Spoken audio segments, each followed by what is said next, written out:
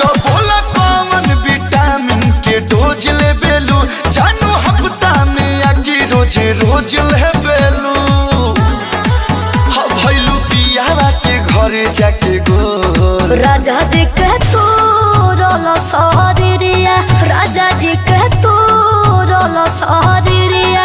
उठेला तोरा दिया पोरे पो, लहे लहे बाथेला कमरिया, कोरेला खटिया पड़ी सो। राजा जी के तू रोलो सहरिया।